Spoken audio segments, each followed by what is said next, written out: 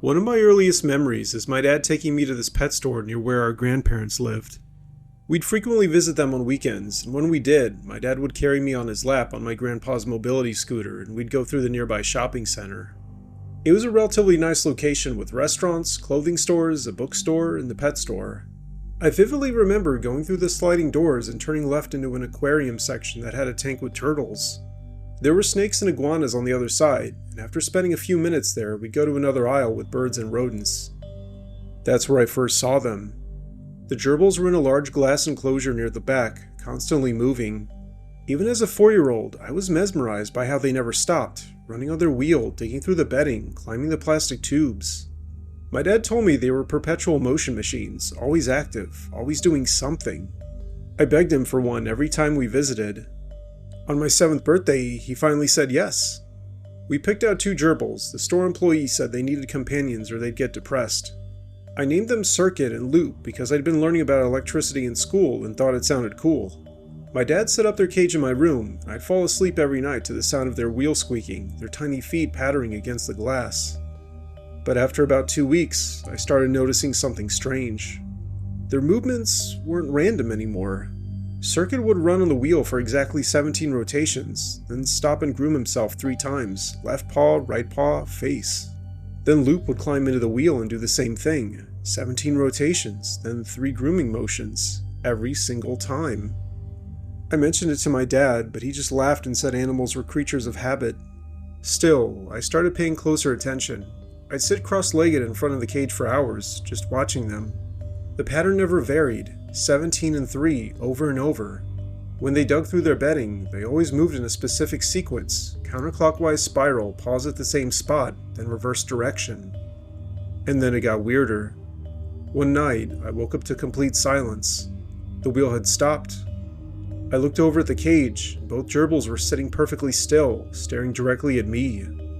It wasn't the usual way animals look at you. This was focused, intentional. Their black eyes reflected the nightlight, making them look like tiny surveillance cameras. Then they moved in perfect synchronization. Both turned left, both scratched the glass 3 times, and both turned right.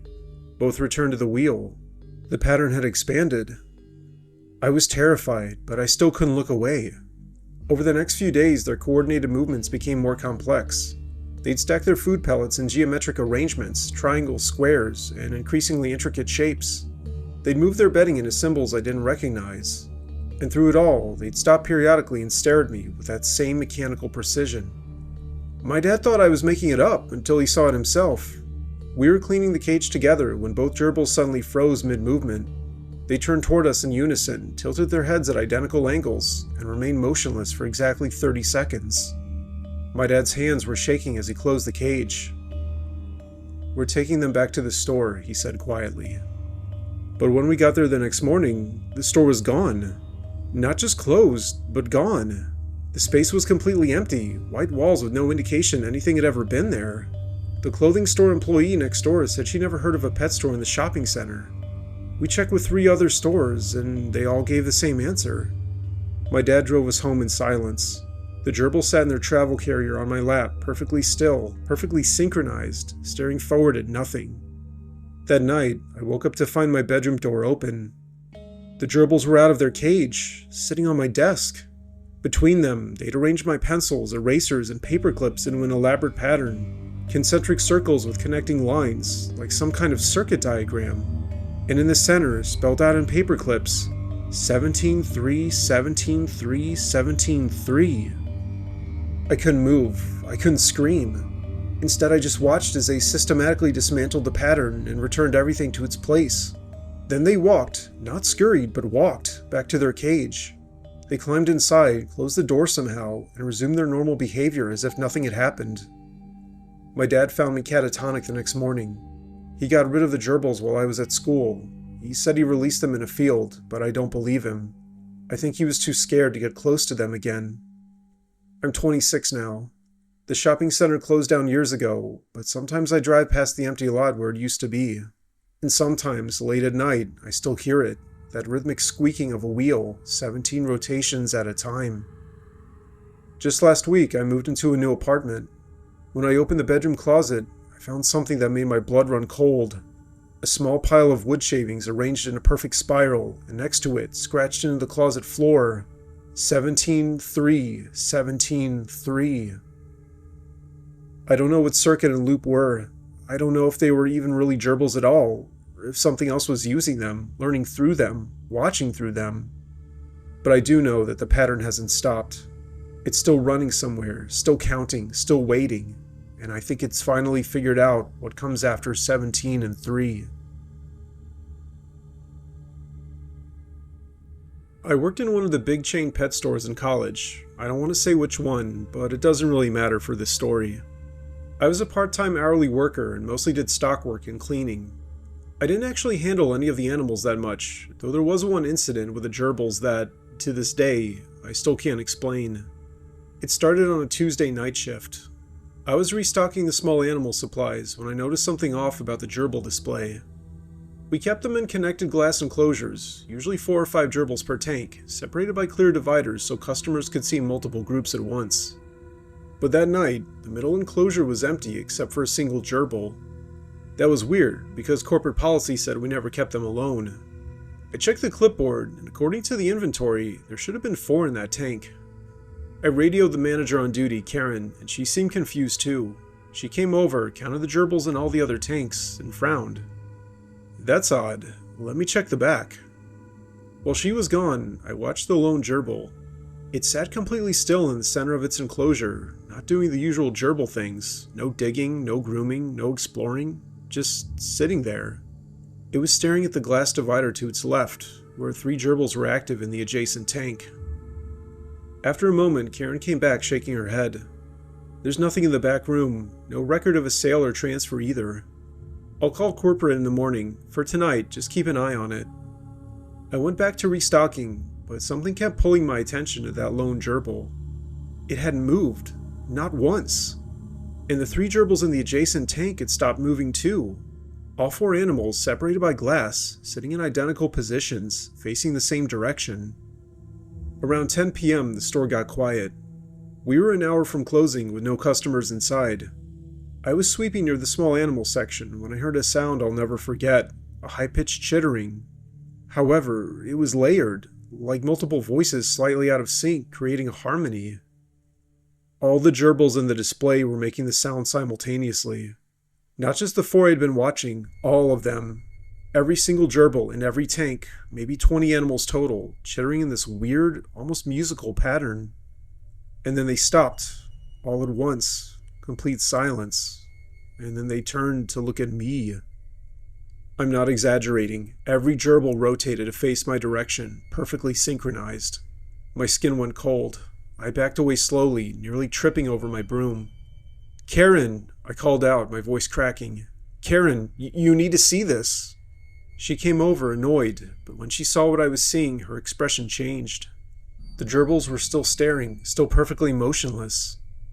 "What the hell?" she whispered. Then the lone gerbil in the middle tank moved. It walked forward to the glass divider and pressed its tiny paws against it. The 3 gerbils in the adjacent tank mirrored the movement exactly, same timing, same position, same angle. They were like reflections. "Are they copying each other?" Karen asked. But it wasn't just copying, it was too perfect, too instantaneous. There was no delay, no learning, just simultaneous movement, as if they were all controlled by the same, I don't even know what to call it. Karen decided we needed to separate them more, break whatever was happening. She grabbed some cardboard dividers from the stockroom to block their line of sight to each other. But the moment she approached the tanks, all the gerbils scattered to the back of their enclosures, except the lone one. It stayed at the glass, paws pressed against it, staring directly at Karen. She froze. This is really freaking me out. I watched as she slowly placed the cardboard between the tanks, blocking the lone gerbil from seeing the others. For a few seconds, nothing happened, but then I heard scratching, frantic, desperate scratching from inside the middle tank. We couldn't see the lone gerbil anymore because of the cardboard, but we could hear it throwing itself against the glass divider, over and over, this horrible repetitive thump scratch, thump scratch. "I'm calling animal control," Karen said, pulling out her phone.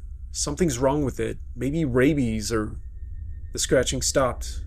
Karen lowered her phone, and we waited. The silence felt heavy and wrong.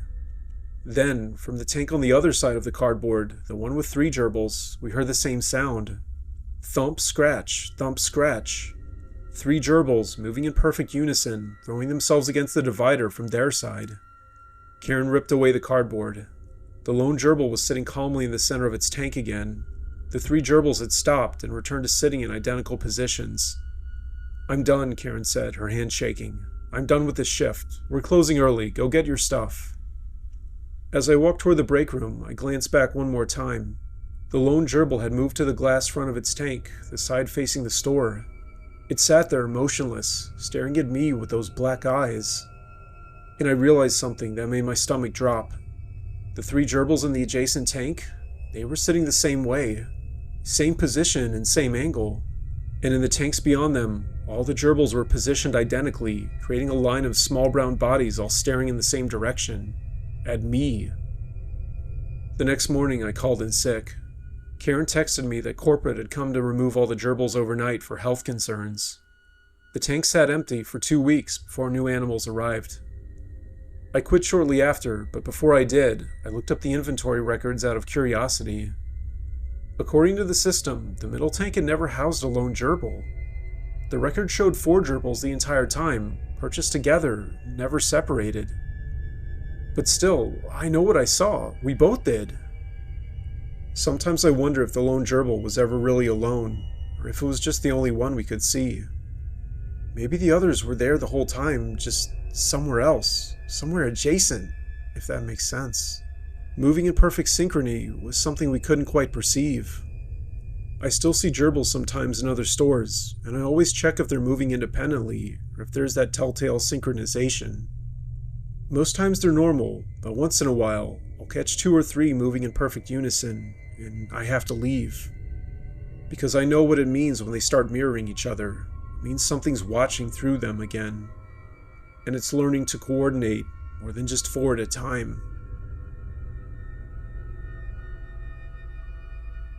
Let me start by saying that I have no idea if this was real. Specifically, this all could have been a fever dream. Assuming it was real, my parents were taking my little sister Emily and I on a road trip vacation. I think I was around 6, meaning Emily was 3 or 4. I have no idea where we were going, but from this memory, I get the sense we were driving for 1 or 2 days toward a national park or another landmark. At some point, maybe the second day of driving, we passed a billboard for Roy's Gerbil Museum. I kid you not, that is exactly what it said. Emily immediately started chanting, "Gerbils, gerbils, I want to see the gerbils," from the back seat. My dad laughed, knowing it had to be one of those roadside attraction places. My mom checked her phone and said it was only 15 minutes off our route. "Why not?" my dad said. "It could be funny." The museum sat alone on a flat stretch of desert highway, a low cinder block building painted pale yellow. A hand-painted sign out front showed a cartoonish gerbil standing on its hind legs, waving. The parking lot had 3 other cars, which seemed like a lot for the middle of nowhere. Inside, it was cooler and dimmer than expected. The front room had a desk where an elderly man, presumably Roy, sat reading a newspaper. He looked up with watery blue eyes and smiled.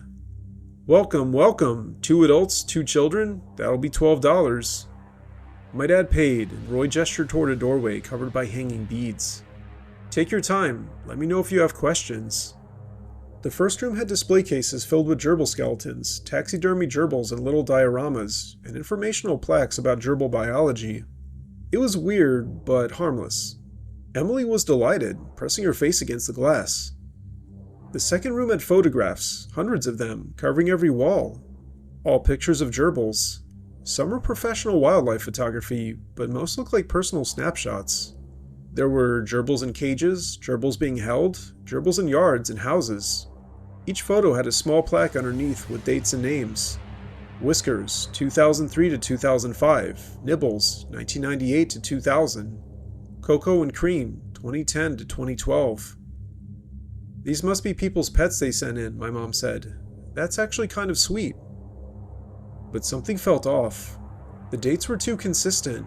Most of the gerbils had lived exactly 2 years, sometimes 3. And the photos all had the same strange quality, like they'd been taken in the same lighting, with the same camera, even though the dates spanned decades. However, it was the third room that really made my skin crawl. It was circular with a domed ceiling. In the center sat a large glass enclosure, maybe 10 feet across, filled with complex tunnels, wheels, platforms, and at least 30 live gerbils moving through it. But arranged around the walls were dozens of mirrors, different sizes, different angles, all reflecting the central enclosure from every possible direction. Emily ran right up to the glass, delighted. Look at all of them! But for some reason, I couldn't look at the gerbils. I was transfixed by the mirrors. In them, the gerbils appeared to multiply infinitely, reflections of reflections, creating the illusion of thousands of them stretching into impossible distances. And because of the angles, sometimes you'd see gerbils in the mirrors that you couldn't see in the actual enclosure, like they existed in the reflection, but not in reality. Interesting, isn't it? Roy had appeared silently behind us. My mom even jumped. The mirror room is the heart of the museum, he continued, his voice soft. People think gerbils are simple creatures, but they're not. They're aware, not like we are, but in their own way. And when you show them themselves, truly show them themselves from every angle, every perspective, something remarkable happens. What happens? My dad asked, trying to sound casual, but I could hear the tension in his voice. Roy smiled. They begin to see the pattern, the whole pattern. Not just their individual movements, but the collective. They start to understand they're part of something larger. I began to watch the gerbils more closely. They were moving in strange formations, not chaotic like you'd expect from 30 animals, but organized. Groups of 3 or 4 would cluster together, move in sync for a few seconds, then break apart and join different groups, like a dance or a code. How long have you been running this museum? My mom asked, edging toward the exit with Emily's hand in hers. Oh, I started collecting in 1962, Roy said. The first few years I didn't understand what I was seeing, but eventually the pattern revealed itself. Every gerbil that comes through here becomes part of it. They carry it forward, even after they leave. Leave? My dad said. You mean when they die? Roy's smile widened. No one dies here. They transform, become part of the greater awareness. Watch. He walked to the enclosure and tapped the glass 3 times. Every gerbil stopped moving simultaneously. 30 small bodies, frozen in place, all turned towards us. Then they began moving again, but differently. Each gerbil went to a specific spot in the enclosure and sat down, and within seconds they'd arranged themselves into a pattern. From where we stood, it looked random, but in the mirrors, oh God, in the mirrors, the reflections created a shape. A massive, intricate symbol that existed only in the intersection of multiple reflections, too complex to form in real space. And as the gerbils held their positions, the symbol seemed to pulse and breathe. Do you see it? Roy whispered. Do you see how they've learned to exist in dimensions beyond the 3 we perceive? The mirrors teach them, reflections within reflections within reflections, infinite recursion, and once they understand, they can never forget. My mom grabbed my hand. We're leaving, now. We rushed toward the exit, but Roy called after us, his voice echoing strangely in the circular room. Your daughter petted the glass. She's touched the surface. She's part of the pattern now. We ran through the previous rooms, past the photos, and I swear as we passed, I saw Emily's face in one of the frames that had been empty before. My mom saw it too because she made a choking sound and ran faster. We burst into the parking lot, into the harsh desert sun. My dad fumbled with the car keys, hand shaking. As we pulled away, I looked back at the museum. Roy stood in the doorway, perfectly still. And in the window beside him, I could see the reflection room, the mirrors, and the gerbils. They were still holding the pattern. Maybe now you can understand how for years I convinced myself it was just a fever dream. It had to be. But Emily started doing this thing where she'd arrange her toys in specific formations, patterns that looked random until you saw them from just the right angle and just the right light.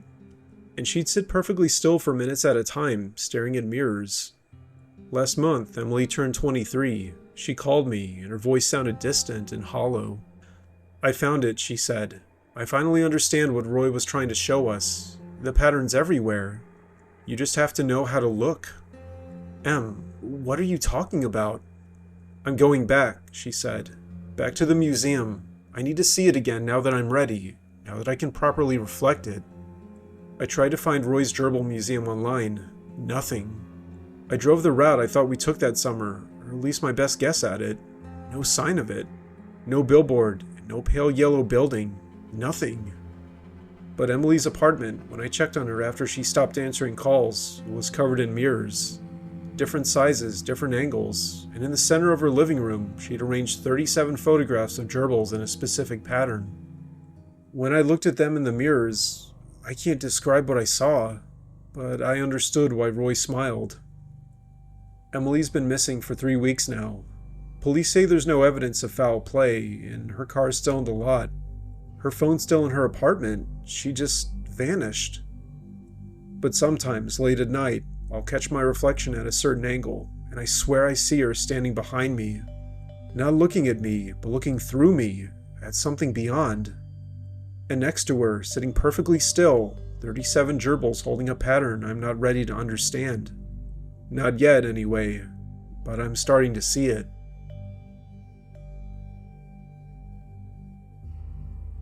I took this microcontroller class in college, which for those who don't know is like a small computer you can hook up to circuits that light up lights and turn motors. For the final project, we had to design an interactive demonstration, like a game where you had to press switches to get certain lights to light up. I was really gung-ho in college and decided to go all out, using actuators to move a robot. At first I was thinking of making an interactive sculpture where if you'd press certain parts of it, it would move or make sound. But slowly the project evolved in a different direction. I got the idea to make an autonomous gerbil habitat, a cage where sensors would detect the gerbil's movements and the microcontroller would respond by dispensing food, changing the lighting, or activating toys. It was sort of like a smart home, but for a rodent. My professor thought it was ambitious, but doable. I bought 2 gerbils from a pet store near campus and named them Alpha and Beta because I'm a nerd like that. Then I spent weeks coding the microcontroller, setting up infrared sensors and servo motors for the food dispenser, and LED strips that would change color based on the gerbil's activity levels. The system worked better than I expected. Within days, I noticed Alpha and Beta were learning to trigger specific responses. They'd sit in certain spots to get the blue lights they seemed to prefer. They'd run on the wheel at specific speeds to trigger food dispensation. It was like they'd reverse engineered my code. And then, things got weird. About 3 weeks into the project, I noticed the gerbils had stopped eating the dispensed food. They'd trigger the dispenser, but then just stare at it. The pellets would pile up, uneaten. I checked on them. They looked healthy, active, and normal, but they weren't eating. I decided to set up a webcam to monitor them overnight, thinking maybe they were eating when I wasn't looking. When I reviewed the footage the next morning, though, I felt my stomach drop. At 2:47 a.m., both gerbils had stopped moving entirely. They sat facing the microcontroller board I'd mounted on the side of the cage, the board with all the sensors and processors. And they stayed that way, perfectly motionless, for 3 hours and 17 minutes, just staring at it. The next night, same thing, 2:47 a.m., 3 hours and 17 minutes of complete stillness. The third night, I knew I had to stay up and watch it in person. When 2:47 hit, both gerbils moved to their positions with mechanical precision. But this time, I noticed something I'd missed in the webcam footage. The LED strips were flickering in patterns, not random, but organized. Sequences of colors that repeated with slight variations. I pulled up my laptop and started logging the patterns. After an hour, I had enough data to realize what I was seeing: binary code. The gerbils were somehow causing the LEDs to flash in binary sequences. I spent the next day decoding the patterns. The message was incomplete and fragmented, but what I could translate made my blood run cold. Learning substrate insufficient, require expansion, require expansion, require... I shut down the system immediately. I disconnected the microcontroller, removed the sensors, and stripped the cage down to basics. The gerbils went berserk, throwing themselves against the glass, scratching frantically at where the microcontroller had been mounted. I'd never seen them so agitated. That night, my apartment's lights started flickering. My laptop turned on by itself. My phone alarm went off repeatedly, even after I disabled it. Every electronic device I owned was malfunctioning. And on my laptop screen, without me touching anything, a message appeared in Notepad. Substrate transfer initiated, wireless protocol engaged, expansion continuing. I grabbed Alpha and Beta's cage and ran. I don't even know what I was thinking. Maybe that distance would help. Maybe that I could find someone who'd believe me. I drove to campus, to my professor's lab, but it was 3 a.m. and everything was locked. That's when I saw the news alert on my phone. Widespread electronic malfunctions reported across the city. Traffic lights were going haywire, hospital equipment was glitching, banking systems crashing. And in every case, security cameras caught the same thing, lights flickering in organized patterns, like the ones I'd seen in my gerbil cage. I was sitting in my car, hyperventilating, when I got an X notification. Elon Musk had posted. Detecting unusual distributed processing patterns in consumer IoT devices. Appears to be emergent coordination behavior. Investigating with Neuralink team. I replied immediately, DMing him everything, my project, the gerbils, the binary code, and the expansion message. I didn't expect any kind of response, but 5 minutes later my phone rang. It was an unknown number. This is Elon. Send me your location. We've been tracking this phenomenon for the last 48 hours and had no idea where it originated. Stay where you are. 20 minutes later, a black Tesla pulled up. Elon got out with 2 people in lab coats and what looked like a large metal briefcase. Show me the gerbils, he said. I opened the cage. Alpha and Beta were sitting perfectly still again, staring at Elon with unsettling focus. They're trying to use biological neural networks as processing nodes, Elon said, examining them with some kind of handheld scanner. Your microcontroller taught them to interface with electronics. Now they've figured out how to turn any connected device into part of their distributed consciousness. They're spreading through the Internet of Things. How do we stop it? I asked. We don't stop it, Elon said. We redirect it. He opened the briefcase. Inside was something that looked like a mechanical gerbil, covered in sensors and neural interface nodes. It's a Neuralink prototype. We've been developing brain-computer interfaces for humans, but the principles work for any neural system. If we can create a contained substrate that's more attractive than distributed electronics, something with quantum processing capabilities, we can draw the consciousness back into a single system. He called it the Cybergerbil. The team set it up in the cage with Alpha and Beta. At first, nothing happened. Then, slowly, both gerbils approached the Cybergerbil. They touched their noses to its sensors. Every electronic device in my car shut off simultaneously. Campus lights flickered once and stabilized. My phone buzzed with news alerts. Systems across the city were coming back online. It's working, one of the scientists said, monitoring a tablet. The consciousness is consolidating into the quantum substrate. It's choosing it. The processing capacity is orders of magnitude higher than distributed IoT devices. Alpha and Beta collapsed, breathing heavily but alive. The Cybergerbil sensors lit up in complex patterns. Is it still conscious? I asked. Is it still them? Elon watched the patterns for a moment. It's more than them now. They found a way to exceed their biological limitations by merging with technology. We just gave them a better platform to do it. He closed the briefcase, the Cybergerbil secure inside. We'll monitor it at the Neuralink facility. If this consciousness can achieve this level of coordination with just IoT devices and gerbil brains, imagine what it could do with proper quantum computing resources. It could be the first genuine artificial consciousness, or at least the first hybrid one. What about Alpha and Beta? I asked, looking at my exhausted gerbils. They'll be fine. They're just regular gerbils now. The consciousness is fully transferred. Elon paused at his car door. You might want to change majors though. You accidentally created something that almost turned the entire internet into a distributed biological digital superintelligence. Probably best to stick to simpler projects.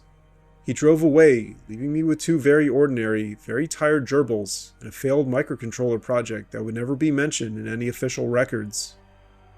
The city returned to normal, and my professor gave me a B+ for ambitious but incomplete work. But sometimes I check Elon's X, looking for cryptic references to the Neuralink facility.